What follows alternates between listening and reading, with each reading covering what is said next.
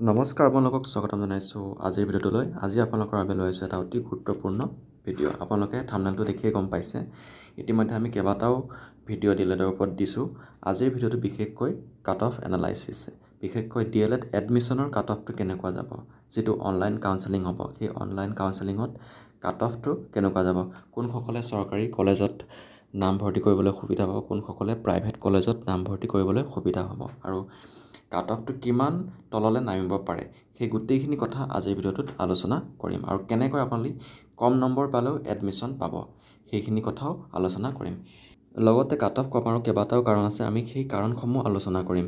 সেই কাৰণসমূহ আলোচনা কৰি কিমান কাট অফ তললৈ যাব পাৰে সেইখিনি বিষয়ে আজিৰ ভিডিঅ'টোত আলোচনা কৰিম। সেয়ে আপোনালোকে ভিডিঅ'টো স্কিপ নকৰাকৈ চাব।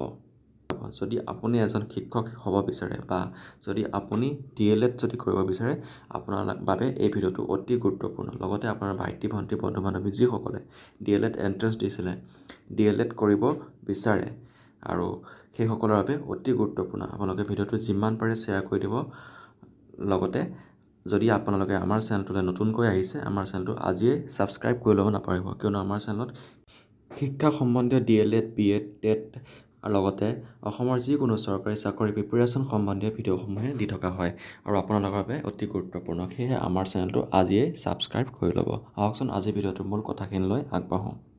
আজিৰ ভিডিঅ'টো আমি প্ৰথমতে আলোচনা কৰিম DLEDৰ কাট অফ কিয় কম যাব। তাৰ কেইবাটাও কাৰণ আছে। তাৰ ভিতৰত এটা অতি গুৰুত্বপূৰ্ণ কাৰণ হৈছে DLEDৰ যিটো এডমিশ্যন, সেই এডমিশ্যনটো সকলো এডমিশ্যনতকৈ শেষত হৈছে। ইতিমধ্যে অসমৰ 90% ইউনিভাৰ্চিটিৰ যিটো মাষ্টাৰ ডিগ্ৰী প্ৰগ্ৰেম বা BEd প্ৰগ্ৰেমৰ এডমিশ্যন খতম হৈ গৈছে। তাত যথেষ্টখিনি কেণ্ডিডেটে এডমিশ্যন লৈ গৈছে। লগতে চেণ্ট্ৰেল ইউনিভাৰ্চিটিসমূহৰো এডমিশ্যন কমপ্লিট হৈ গৈছে। তাতো যথেষ্টখিনি কেণ্ডিডেটে মাষ্টাৰ ডিগ্ৰী বা BEd ডিগ্ৰী এডমিশ্যন লৈ লৈছে বা অন্যান্য কৰ্চত এডমিশ্যন লৈ লৈছে। আৰু সেইফালৰ পৰা চাব গ'লে তেনেকুৱা কিছুমান কেণ্ডিডেটো, সেইবিলাক কৰ্চত এডমিশ্যন লোৱা কেণ্ডিডেটো DLEDৰ এণ্ট্ৰেঞ্চ দিছিলে, কিন্তু তেওঁলোকে এইটো এটা অপশ্যন হিচাপে থৈছিলে। তেওঁলোকে যদি তাত নাপায় ইয়াত এডমিশ্যন ল'ব বুলি থৈছিলে। যিসকলে তাত এডমিশ্যন ল'লে তেওঁলোকে আকৌ ইয়ালৈ DLED কৰিবলৈ মেক্সিমাম কেণ্ডিডেটে ঘূৰি নাহে, আহিলে খুব বেছি 2-এজন ঘূৰি আহিব পাৰে।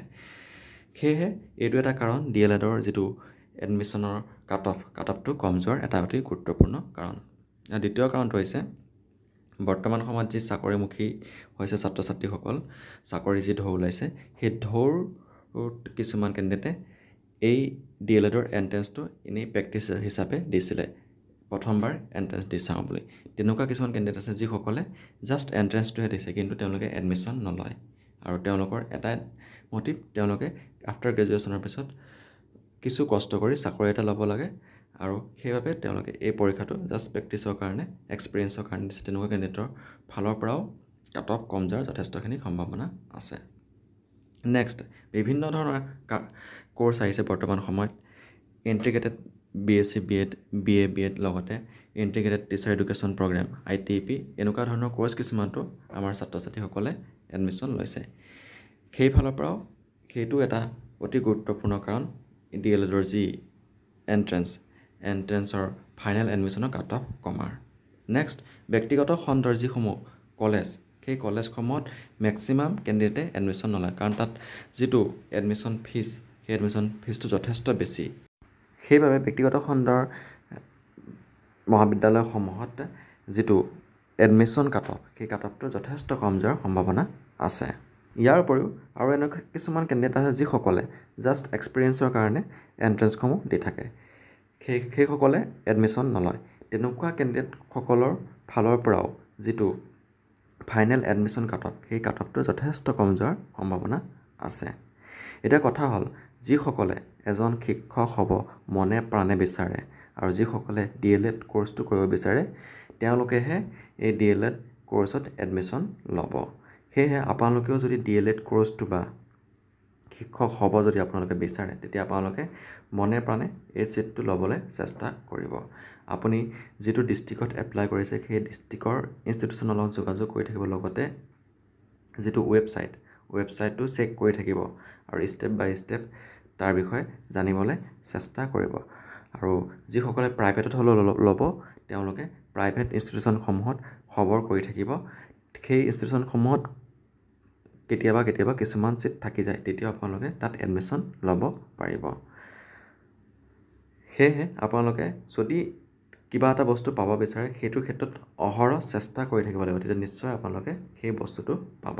মই এয়াই ক'ম, যদি আপোনালোকৰ নম্বৰ যদি কম আছে আপোনালোকে সেই বস্তুটোৰ ক্ষেত্ৰত লাগি থাকিব, তেতিয়া আপোনালোকে কম নম্বৰ হ'লেও ভাগ্যক্ৰমে কোনোবা সময়ত আপুনি সেই ছিটটো পাবলৈ সক্ষম হ'ব। আৰু লগতে প্ৰাইভেট ইনষ্টিটিউটসমূহত যিটো কাট অফটো যথেষ্ট কম যায়, তাত বহুতো কেণ্ডিডেটে এডমিশ্যন নলয়। প্ৰায়বিলাক কেণ্ডিডেটে চৰকাৰী কলেজসমূহতে এডমিশ্যন লয়, প্ৰাইভেটসমূহত যথেষ্ট কমখিনিহে এডমিশ্যন লয় আৰু সেইবাবে তাত কাট অফ কম যায় আৰু অৱশেষত তাত যিখিনি কম মাৰ্কছ থকা কেণ্ডিডেট তেওঁলোকে ছিট পাবলৈ সক্ষম হয়। সেয়ে আপোনালোকে খবৰ লৈ থাকিব অহৰহ।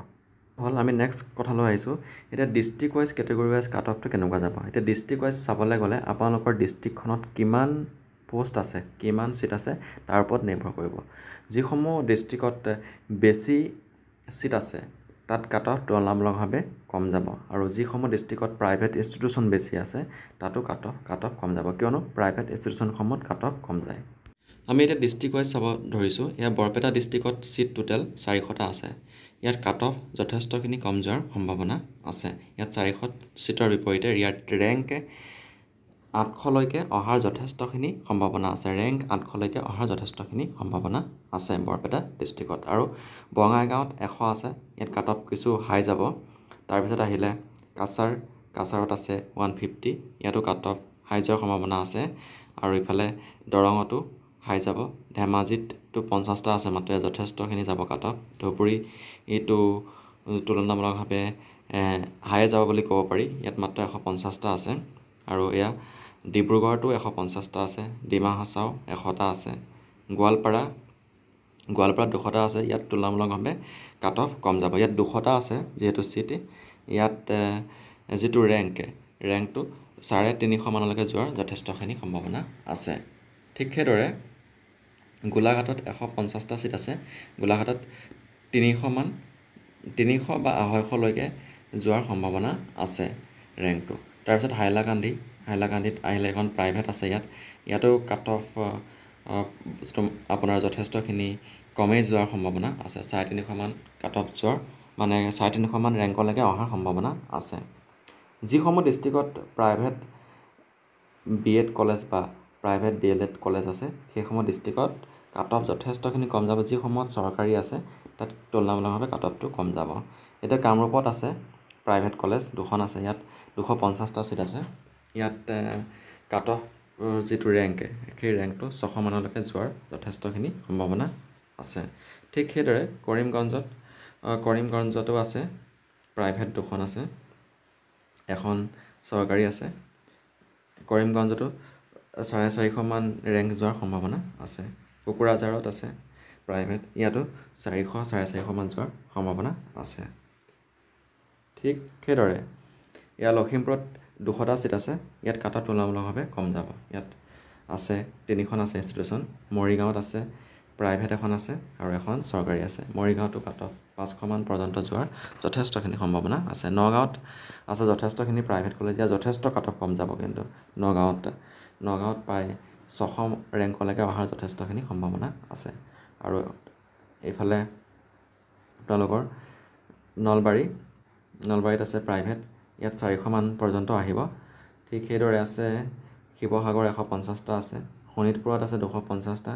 শোণিতপুৰত প্ৰাইভেট কলেজ এখন আছে, ইয়াতো 500 পৰ্যন্ত ৰেংক অহাৰ যথেষ্টখিনি সম্ভাৱনা আছে। এতিয়া মুঠতে কথা হ'ল, যিসমূহ প্ৰাইভেট ডিষ্ট্ৰিক্টত প্ৰাইভেট ইনষ্টিটিউশ্যন আছে তাত কাট অফ তুলনামূলকভাৱে যথেষ্টখিনি কম যোৱাৰ সম্ভাৱনা আছে। আৰু ইয়াৰ উপৰিও কেটেগৰী ৱাইজো তেওঁলোকৰ কাট অফখিনি যাব।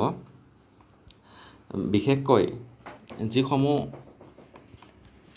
SC ST বা ST হিল কেণ্ডিডেট তেওঁলোকৰ কাট অফ কিছু কম যাব। কেটেগৰী ৱাইজ কিছুমান কেটেগৰী কাট অফ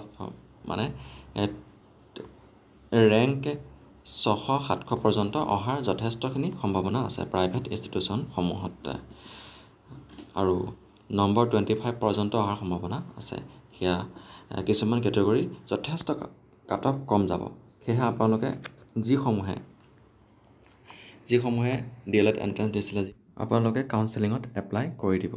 আৰু কাট অফ যথেষ্ট কমো যাব পাৰে, সেইটো ধৰিব নোৱাৰি। সেয়েহে আপোনালোকে এপ্লাই কৰি দিব, তাৰপিছত দেখা যাব কি হয়।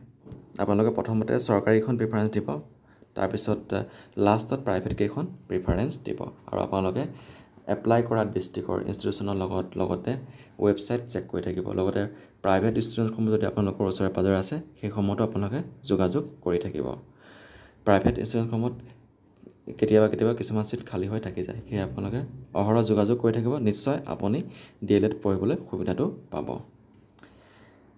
সেয়ে কথাটো হ'ল আপোনালোকে কিবা এটা বস্তু যদি পাব বিচাৰে তাৰ ক্ষেত্ৰত আপোনালোকে লাগি থাকিব লাগিব, তেতিয়াহে আপোনালোকে সেই বস্তুটো পাব। আপোনালোকে হাৰি নাযাব, নিশ্চয় আপোনালোকে ভাল ফল পাব। এয়া আছিলে আজিৰ ভিডিঅ'টোৰ কিছু কথা। এনেকুৱা ধৰণৰ ভিডিঅ'সমূহ পাই থাকিবলৈ আজি আমাৰ চেনেলটো ছাবস্ক্ৰাইব কৰি ল'ব নাপাহৰিব। আজিলৈ ভিডিঅ'টো ইমানতে সামৰণি মাৰিছোঁ। ধন্যবাদ।